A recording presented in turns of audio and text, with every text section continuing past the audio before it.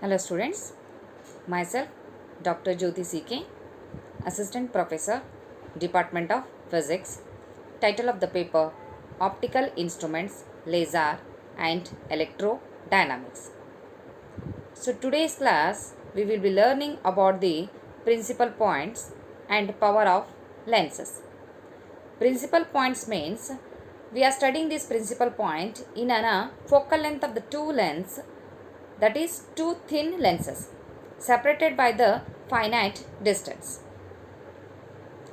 So now the focal length of the two thin lenses separated by the finite distance.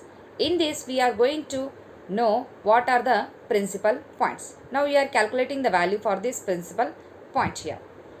So this is the figure 1 where we are finding the position of the principal point. So in this figure, let us consider now two convex lenses, L1 and L2. These are the two convex lenses. Both are separated by the distance that is a small d. D be the distance which is separated between the two lenses L1 and L2. Let us consider now AB here. In this figure, AB. AB is the ray of light which is a parallel to the principal axis, and it is incidented on the lens L1 at a height of h1. So this one is a small h1. So h1 is at the height. This one small h1. And here when the ray is incidented on the lens, what happens here? It will undergo a refraction, which is nothing but the deviation is going to take place. Now it will deviate. So now the ray which is deviated, there is a BC. It now move along this point. Now the deviated ray BC hit to the another lens L2 at a height of H2. This one. It has been shown by the arrow mark here at a height of an H2. So now the ray will further undergoes a deviation and makes an angle of an delta 2. Here it makes an angle of an delta 2 and it will meet at the point that is a F2 on the principal axis. Please make a note here. Suppose if the ray have not deviated at the lens L2 means it would have meet at the point that is a capital D. Okay. So here now the ray has been deviated at this point. So it makes an angle of a delta 2 and it is meeting at the point F2 on an axis. If it is not deviated at the point at the second lens means it would have reached at the point that is a capital D here. Let the distance between the second lens, which is the second lens, this one, L2 is the second lens, and the second principal plane, this one is the second principal plane. Now the distance between the second lens and the second principal plane be the beta. Here what does this beta indicates? That beta is nothing but that is a second principal point.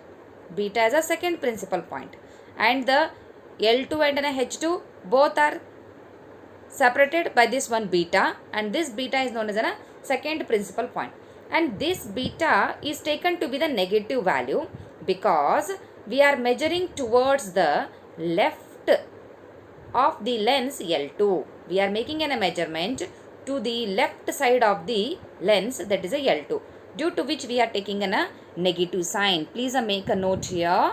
The beta value is going to become a negative as it is measured towards the left of the lens L2. Okay student. So now we have to calculate the beta value. For this, let us consider the two similar triangles. What are the two similar triangles? That is M, H2, F2 is a one triangle. C, L2, F2 is another triangle. So two similar triangles, M, H2, F2. I am repeating again here. C, L2, F2. See, these are the two similar triangle. Now here, two similar triangle. From this what we can write here? MH2 divided by CL2. This one, CL2, which is equivalent to H2 F2 divided by L2 F2. I have written here MH2 divided by Cl2 is nothing but it is equivalent to H2 F2 divided by L2 F2 here. So now this M2H2, look at this figure carefully. M2H2, the height is the same as this one, which is separated by the distance of, it's separated by the height of an H1, this one. So MH2 is nothing but the H1, whereas an Cl2, this one, Cl2 is denoted by the term that is an H2. So right here now, in place of MH2, write it as an H1. In place of Cl2, write as an H2. Now here H2 F2, what is the distance? H2 F2. From H2 to F2, what is that? It is separated by the capital F. So write it as a capital F. L2 F2 here, L2 F2. Before that, we can know that H2 to L2, what is the value? Beta is there. From, this is the beta value. And here, from H2 to F2, what is that? It is separated by the capital F. So to know the value of the L2 and an F2, minus it out. And also I have told in the earlier, beta is considered to be the negative value because it is at the left side of the lens here. So therefore we are writing now F minus of minus beta. So this you consider as a equation number 1 here. Now similarly, write down the H1 by H2 in terms of the focal length of the lens L1. Here F1 is nothing but it is the focal length of the lens L1 here. Small f1 is the focal length of the lens L1. So now you are writing H1 by H2 is nothing but this one f1 divided by H2. H2 is nothing but again here f1 minus d here. So this is a equation number 2. Now compare the equation number 1 and equation number 2. We can see here what is that in the equation number 1 here. H1 by H2 is here. In the equation number 2, again H1 by H2. Both are the same. So compare these two equations now. So what we can write here? Here, F divided by F plus beta here. Already we have written as F of F minus of minus beta. So it becomes a F divided by F plus beta, which is equal to F1 divided by F1 minus d here. I have written here now this one. F divided by F plus beta, which is equal to F1 divided by F1 minus d. Again cross multiply here. So this becomes now F1 into F plus beta. F1 is equal to F1 minus Fd here. Again just simply cross multiply it. So you will get this equation. Again this is the positive. If you bring it on one side, that will get cancelled. So it is left with the term beta is equal to minus Fd by F1. So this is the distance. This we are calculated the second principal point here. So this is the second principal point value. As it is measured opposite to the incident ray. Another way. Another we can say it is a negative. It is measured from the left side of this lens L2, or else it is measured opposite to the incident ray. So therefore we are taking the beta value as a negative value. So now proceed in the same way. Let us calculate the distance, that is an alpha. Alpha means here first principal point. Now we have to calculate the first principal point value. So let us consider now this first principal point value. Where is that first principal point value here? It is between this L1 and an H1. L1 and an H1. So this one is separated by the alpha here. Now we have to find the value of the alpha here. So let us consider this. Again the two convex lenses here. Now consider the ray PQ. This PQ is now passing through the first focal point. This capital F1 is on a first focal point. It is incidented on the first lens L1 at a height of an H1. Whereas L1 H1 is nothing but the alpha. I have written as L1 H1 is nothing but the alpha. Now consider again two similar triangles. What are the two similar triangles here? That is the K1 H1 F1 and one more Q L1 F1. So these are the two similar triangles. So again now in the same way you have to proceed it here. That is a H1 divided by H2 is equal to, what is that? F1 L1. written as F1 L1 divided by F1 H1. F1 H1.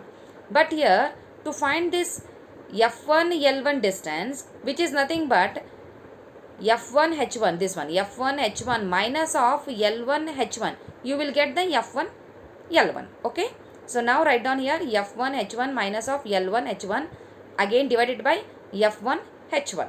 Okay student, now continuing, I have written here again in this, again the here what is it value here, this is a H1 my H1 divided by H2 here, already I have written here. Now this one H1 by H2 and continuing again here, so this becomes now capital F. What I have written here, the capital F. Capital F means here what, F1 H1 is nothing but the capital F. F1 H1 is nothing but the capital F. So here in the place of F1 H1 I have written as a capital F here. So write down here F minus L1 H1 divided by F here. So this becomes 1 minus L1 H1 divided by F here. In the same way, again find the value of H1 by H2 in terms of an F2 here. What you will write now? H1 by H2 is nothing but 1 minus D by F2. Substitute this H1 by H2 in here. So I have written here now 1 minus D by F2 is nothing but it is equivalent to this value. Okay student. So it is now equivalent to this value. Again here cross multiply here. What you will get? L1 H1 is equal to FD by F2 here. Already I have told L1 H1, this one L1 H1 is nothing but the alpha. So therefore alpha is equal to plus FD by F2. FD by F2 here. So this we have calculated the first principal point here. Okay. And this first principal point is considered to be the positive value. This we are considered to be the positive value because it is lying at the right side of the lens, that is the L1. Okay.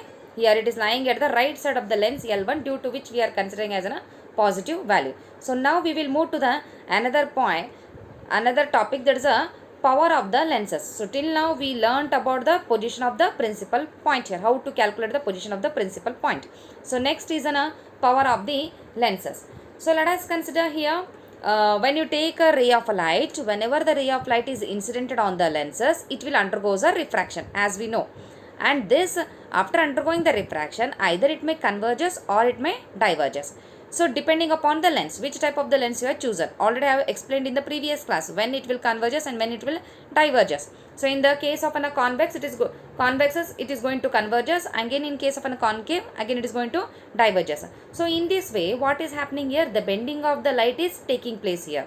So that is going to depends upon the focal length of the lens. Okay student, and it is also observed that the lens of the shorter focal length bends the light more here. So therefore the bending of the light is going to depends upon the focal length of the lens here. So now expressing this in terms of the power of lenses. Now we have to express that in terms of the power of the lenses. So power of lens is nothing but taking the reciprocal of the focal length of the lens.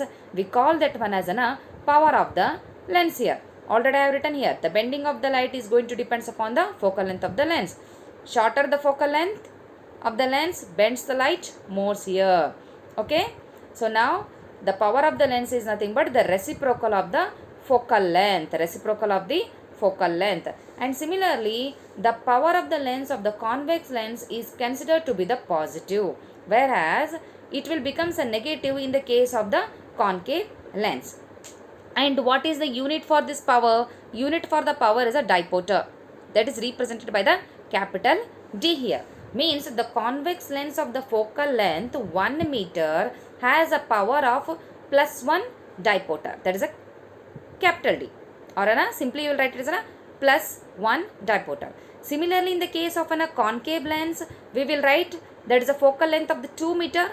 For the focal length of the 2 meter, this previous one I have explained it for the 1 meter. Now for the 2 meter, it is going to become a half diopter. That is a plus half. So this is about the power of the lenses. Suppose now we can represent the power of the lenses in terms of the two lenses. Means what here? Let us consider now F1 and F2 are the focal lengths and they are kept in a contact. Then how we will represent in terms of the power here? means 1 by f is equal to 1 by f1 plus 1 by f2. But we know the reciprocal of the focal length is nothing but the power. So or else we can represent there is a p is equal to p1 plus p2. Means if a f1 and an f2 are the focal length of the two lenses in a contact, then the equivalent power p will be equivalent to the sum of the individual powers of the lenses p1 plus p2. So today's class we learnt about how to find the position of the principal point and the power of the lenses. So next class we will continue with another topic. Okay student, thank you.